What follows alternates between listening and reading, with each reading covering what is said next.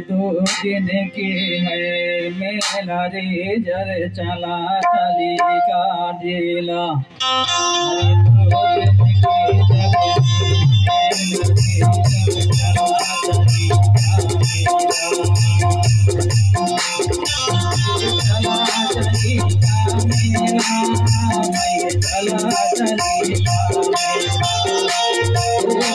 चली का मेला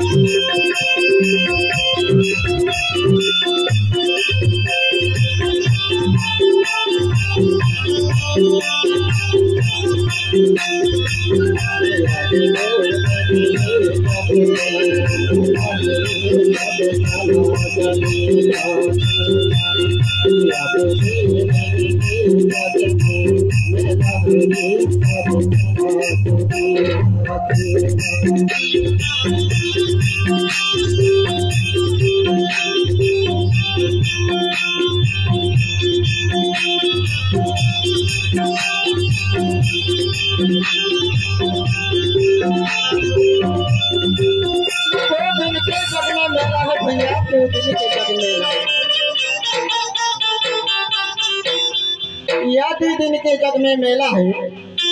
जैसे कि रात में सपना देखा, इसी प्रकार से सपना संसार जैसे आज माया कबीला सब ये सपना जैसे देखे मिलते हैं। यह जिंदगी में कोई ठिकाना नहीं है, यह जिंदगी में कोई ठिकाना नहीं है भैया।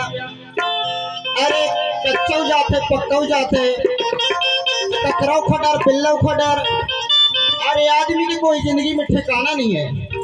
ये लेकर तो कोई ये 2 दिन के जग मेला है, ये सब चला चली जाती ना।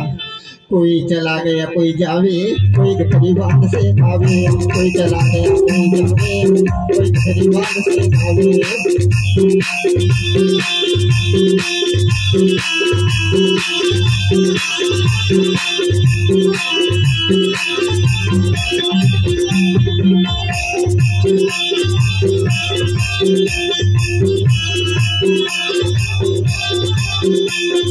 चला गया कोई जावे, कोई गरीबान से आवे, कोई चला गया कोई जावे, कोई गरीबान से आवे।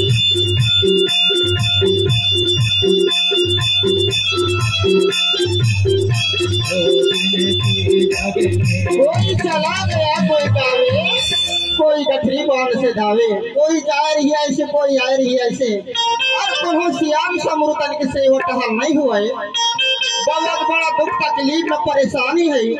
तो वो कहते हैं भगवान मोला कभी ले जाते, वत खड़ा तिहारे आके नारी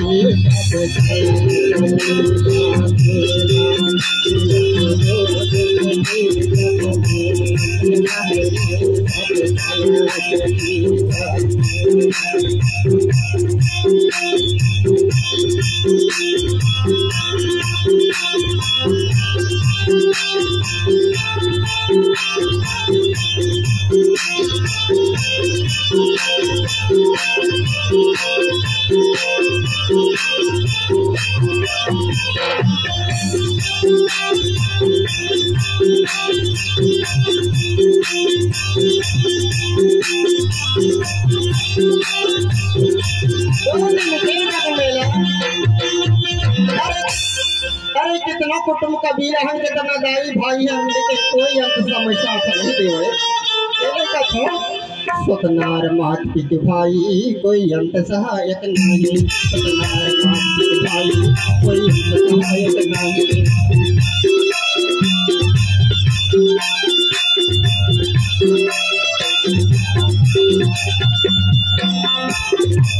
सतनार मात पिता भाई कोई अंत सहायक नहीं।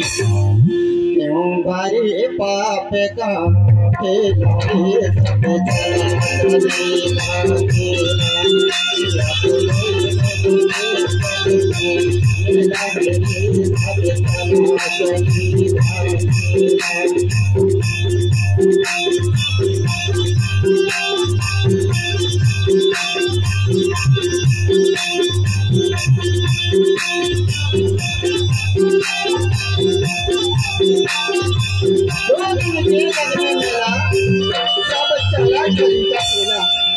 अब ये जिंदगी के